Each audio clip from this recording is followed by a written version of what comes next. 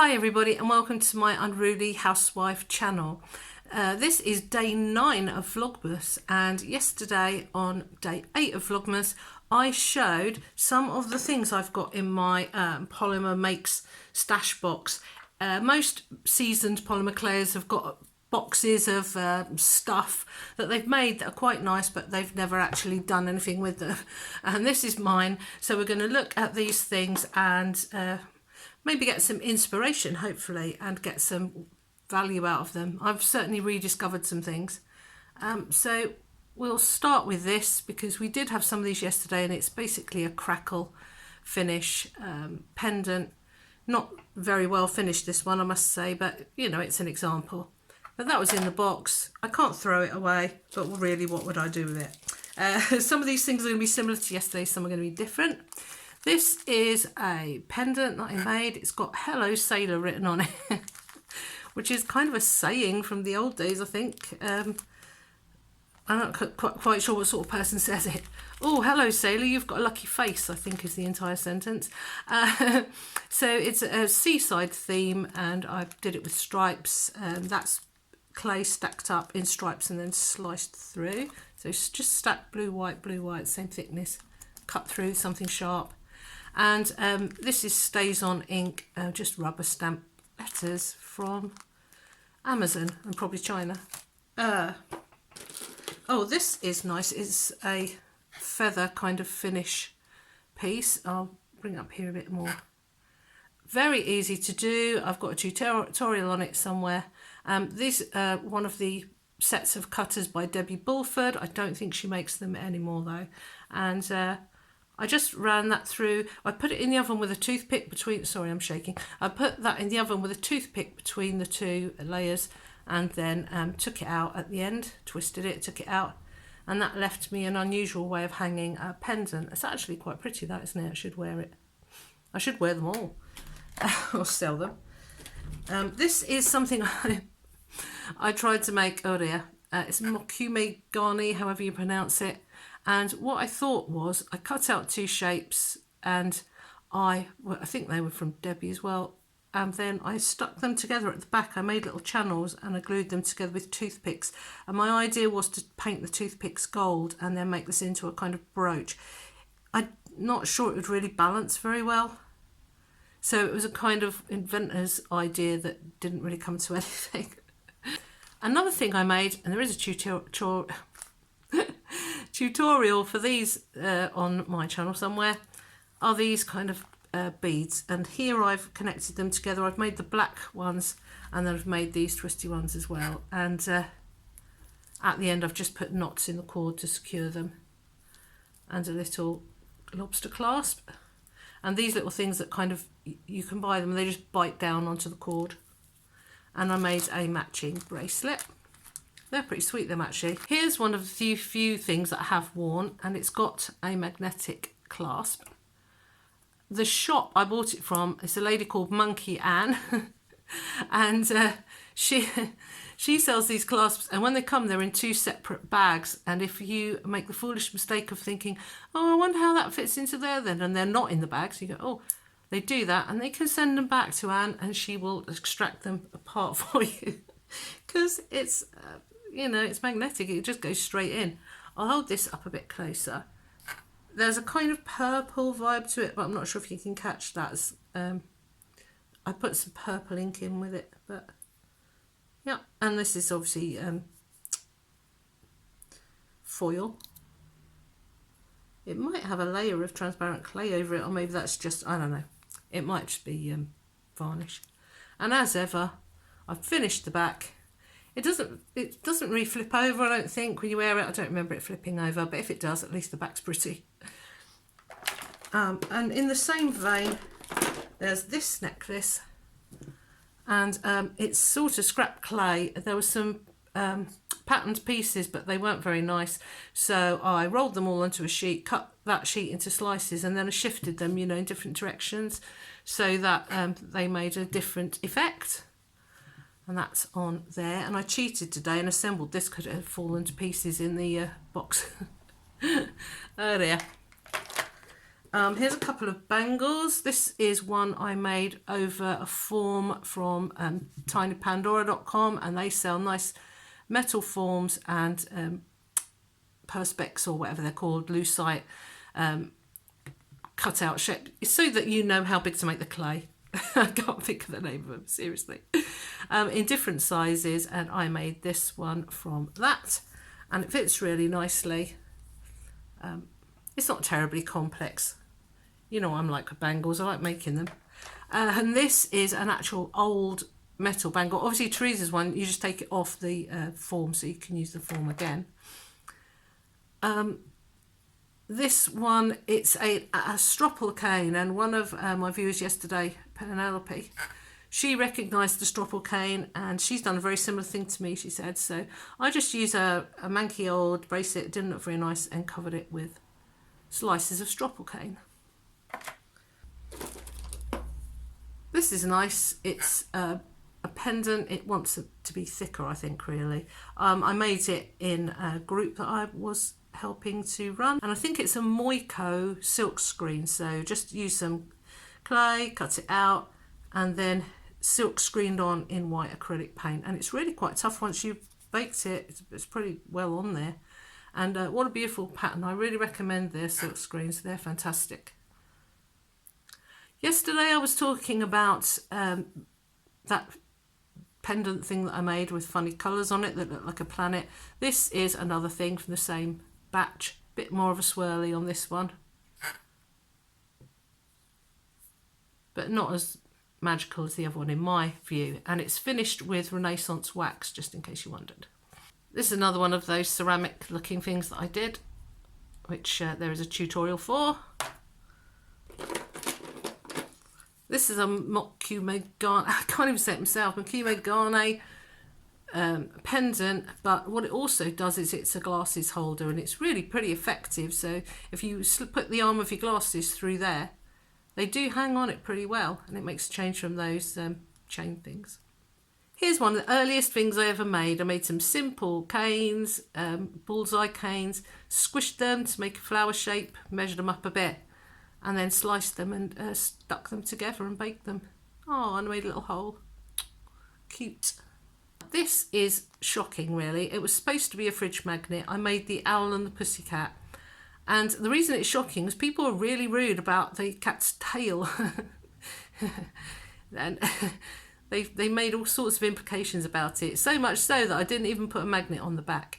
Now, the other one, the owl fridge magnet, I gave it to my therapist. And the really funny thing was, I gave it to her because I'd finished my sessions, and I said, I thought I'd give you this because you always wear the tops, that top with the owls on it.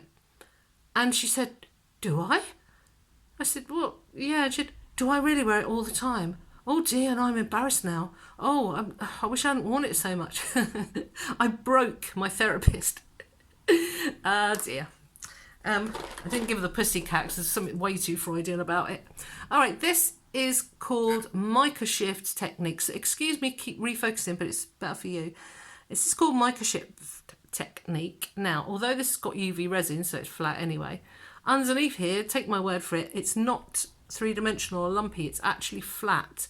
But there is a technique that you can use with the clay where you actually leave a 3D impression. Even though you flatten it off, whatever impression you've made into it remains as a kind of echo or shadow of its former self. So there's that. I'll let you look it up close. Oops. Now, this is an interesting brooch. It's I actually made it on one of my videos. It's really pretty. It's Debbie Bulford Cutters again, and I think it's pretty, but it really is kind of Starship Enterprise meets RuPaul's Drag Race. Yeah, so I like that. I'm going to start wearing that, actually. Some of these things, I'm actually going to start wearing them. And while we're on the subject of brooches, this is the one that I made for my mum for her 80th birthday. And it's a Lisa Pavelka stamp has got this on it somewhere, one of her sheets. And it says, "A thing of beauty is a joy forever." And that's one of my mum's favourite sayings. Here's a little box I covered. I just covered a cardboard box, and inside I made all the things for first footing. That's what they do in Scotland on New Year's Eve. So it's got a drink of whiskey, a loaf of bread, whoops, and some salt and some money and some mistletoe, I think. I don't know why that's there. Anyway, maybe that's part of it. I can't remember. And these two pieces, I can make pens. I know how to make pens, and I make knitted pens. Some of you might have seen them. And these haven't been assembled into a pen yet, but they'll be like 2 parts of a twist pen, and they've got my knitting technique on. This is a pendant made with the Natasha style. I didn't really put a back on it, lazy, but there it is. It's actually come out pretty nice. Right. Now, to all intents and purposes, we finished with the box, but I thought I'd show you some more things that I'd made just for fun. So here we go. This is a fish that I made. It's not from a mould. I fashioned it myself, and I would advise anybody if you're going to design something, you know, jump in and get as much source material as possible. So look at photographs, look at real fish if you can, look at things that other people have made, and then put together your own design. I mean, this isn't realistically any particular fish, but it really helps.